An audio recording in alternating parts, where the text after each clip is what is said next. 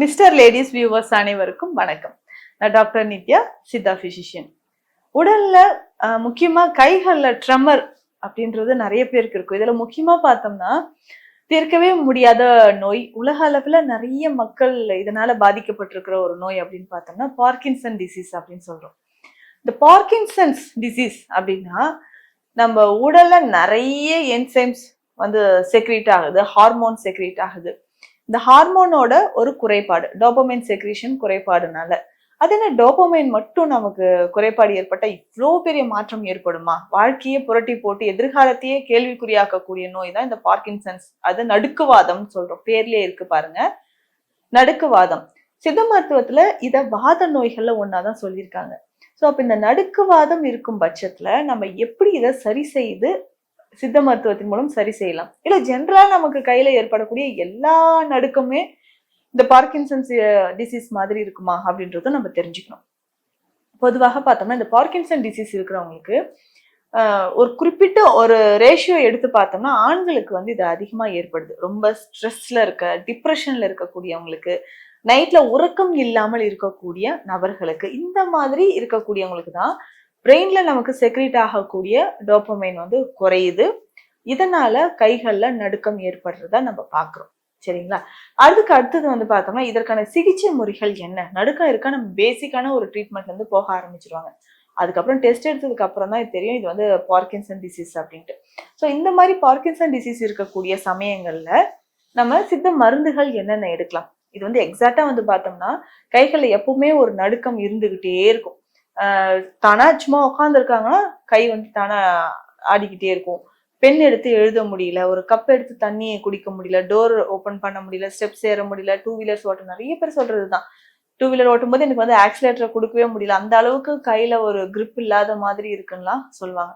So இந்த மாதிரி இருக்கிறதா நம்ம பார்க்கின்சன் டிசீஸ் அப்படின்னு சொல்றோம். பார்க்கின்சன்ஸ் பிரச்சனை இருக்கக்கூடிய நபர்களுக்கு கையில எப்பவுமே இன்வாலன்ட்ரியா இந்த ஃபிங்கர்ஸ், கை விரல்கள் எல்லாமே ஒரு பிரச்சனை ஏற்பட்டுக்கிட்டே இருக்கும். பிரச்சனை அப்படின்னு சொன்னா ஒரு நடுக்கம் வந்து நமக்கே அறியாமல் ஏற்பட்டுக்கிட்டே இருக்கும்.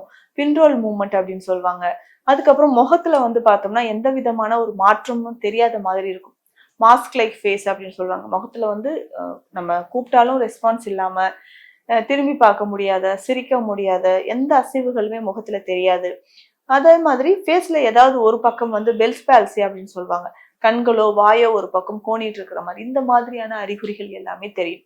அதே மாதிரி இந்த நடுக்குவாதம் இருக்கிறவங்களுக்கு நம்ம வாக் பண்ணும்போது, நடக்கும்போதும் நிறைய பிரச்சனைகள் வந்து ஏற்படுது. இப்போ தடுமாற்றம் ஏற்படலாம், பேலன்ஸ் இம்பேலன்ஸா இருந்து கீழே விழுறது.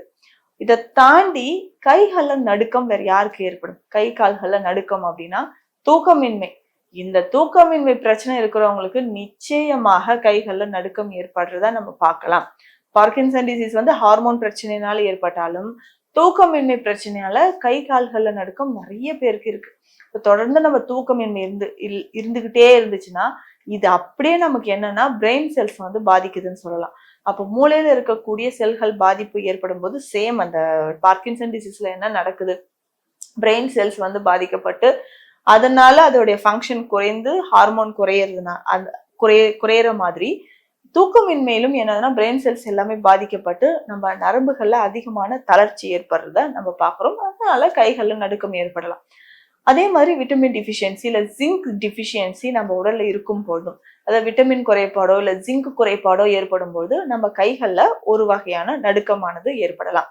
அதுக்கப்புறம் நம்மளோட நர்வ்ஸ்ல இருக்கக்கூடிய, நியூரான்ஸ்ல இருக்கக்கூடிய மைலின் ஷீத், இது வந்து ஒவ்வொரு நரம்புகளையும் இருக்கக்கூடியது.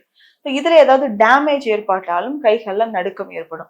இதை தாண்டி வந்து பார்த்தோம்னா ஆன்சைட்டி, ஃபியர், டிப்ரெஷன், இந்த மாதிரி கண்டிஷன்ல இருக்கக்கூடியவங்களுக்கும் நம்மளுக்கு கைகள்ல நடுக்கம் வந்து ஏற்படுதுன்னு சொல்லலாம்.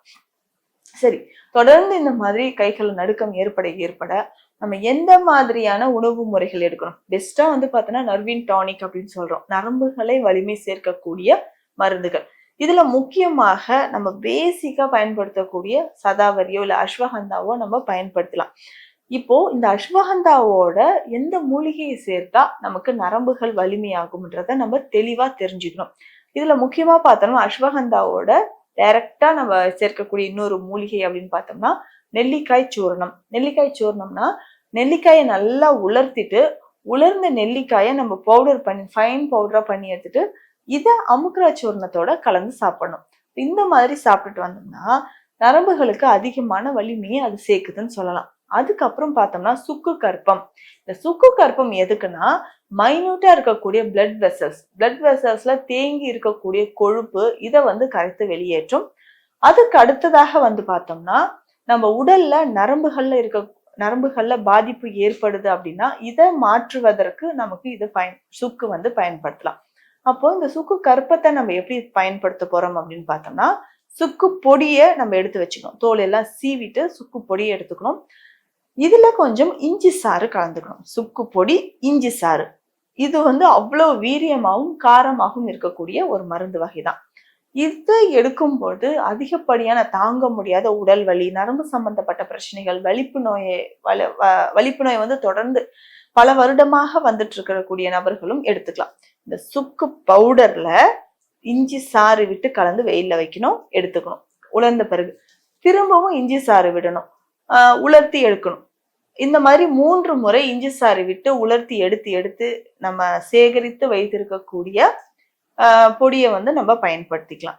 ஸோ இந்த மாதிரி நம்ம தொடர்ந்து இந்த பொடியை எப்படி பயன்படுத்தலாம்னா இதை எடுத்து தேனோடு கலந்து சாப்பிட்டுட்டு வரலாம். தேனோடு கலந்து நம்ம சாப்பிடும்போது நம்ம உடல்ல நரம்புகள் எங்கேயாவது நர்வ்ஸ் வந்து வீக்கா இருக்கு, அதுக்கப்புறம் நியூரோமஸ்குலர் ஜங்ஷன்ல ஒரு ப்ராப்ளம் இருக்கு, அதாவது மயஸ்தீனியா கிராவிஸ் மாதிரியான பிரச்சனைகள் இருக்குன்னா தாராளமாக இந்த சுக்கு கற்பத்தை நம்ம பயன்படுத்தலாம். இதை ஒரு 3 சிட்டிகை அளவு ஒரு நாளைக்கு 2 வேளை சாப்பிட்டா கூட போதும். நரம்புகள் சம்பந்தப்பட்ட எல்லா பிரச்சனைகளும் குணமாகும். முக்கியமாக கை நடுக்கம் இருக்கிறவங்க, ஸோ ஆல்கஹால் நிறைய எடுத்தீங்கன்னா கை நடுக்கம் நிச்சயமாக இருக்கும். ஸோ இந்த ஆல்கஹால் தொடர்ந்து சாப்பிட்டுட்டு இருக்கிறவங்க இதை ஸ்டாப் பண்ணணும். ஸ்மோக்கிங் ஹேபிட் இருந்தாலும் இதை ஸ்டாப் பண்ணணும். அதிகமான புளி உப்பு சாப்பிட்டுட்டு இருக்கிறவங்களும் இதை ஸ்டாப் பண்ணணும். ரொம்ப நாளா அதிகமான மன உளைச்சல் இருக்கு, தாங்க முடியாத மன உளைச்சல், டிப்ரெஷன், ஆன்சைட்டி இந்த மாதிரி பிரச்சனை இருக்கிறவங்களுக்கும் கைகள்ல நடுக்கம் இருக்கும். இந்த கைகள்ல நடுக்கம் இருக்குன்னா நம்ம கழுத்துல இருந்தே, பின் மண்டை இருக்கு இல்லையா, பின் மண்டையில இருந்து, ஏன்னா அங்கிருந்துதான் நமக்கு நரம்புகள் வந்து ஸ்டார்ட் ஆகி வரும், ஸ்பைனல் கார்ட்ல இருந்து வருது. ஸோ அங்க இருந்தே நம்ம வந்து ஆயில் அப்ளிகேஷனை கொடுத்து அதாவது எண்ணெயை நல்லா தடவிட்டு கை விரல்கள், நுனி விரல்கள் வரைக்கும் நம்ம எண்ணெயை நல்லா மசாஜ் பண்ணிட்டு அதற்கேற்ற மாதிரி வெந்நீர் ஒத்தரம் கொடுத்துட்டு வரணும். முக்கியமா இந்த கைகள்ல நடுக்கம் இருக்கிறவங்க, பார்க்கின்சன் டிசீஸ் இருக்கிறவங்க இந்த பூனைக்காளி சூர்ணத்தையும் பயன்படுத்தலாம். இன்னைக்கு மார்க்கெட்ல நிறைய அவைலபிளா கிடைக்கும், சித்த மருந்தகங்களையும் கிடைக்குது.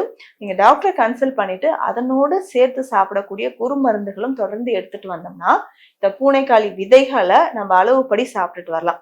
இந்த நெய்யோட சேர்த்தோ இல்ல வேர்க்கடலையோடு சேர்த்து வறுத்து இந்த உருண்டைகள் மாதிரி உருட்டி நம்ம சாப்பிட்டுட்டு வரலாம். மருந்தாகவும் சாப்பிடலாம், இல்ல இது வந்து நல்ல ஒரு ரிச் புரோட்டீன் நிறைந்திருக்கக்கூடிய ஒரு ஸ்நாக்ஸ் மாதிரியும் இதை சாப்பிட்டுட்டு வரலாம். வேர்க்கடலை வெள்ளைப்பாகு சேர்த்து உருண்டைகளாக சேர்த்து சாப்பிட்டாலும் நமக்கு நரம்புகளுக்கு அதிக பலனை தரக்கூடியதாக இருக்கும்.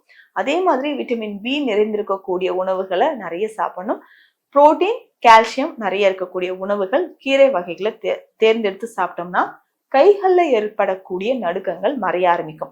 ஆரம்ப காலகட்டத்திலே கையில நடுக்கம் இருந்துச்சுன்னா இது நரம்பு சம்பந்தப்பட்டதா நம்ம உணவு சம்பந்தப்பட்டதான்றது தெரிஞ்சுட்டு அதற்கேற்ற மாதிரி சிகிச்சைகள் எடுத்தோம்னா நிச்சயமாக இதற்கு ஒரு நல்ல தீர்வு கிடைக்கும். மீண்டும் அடுத்த பதிவில் சந்திக்கலாம். நன்றி.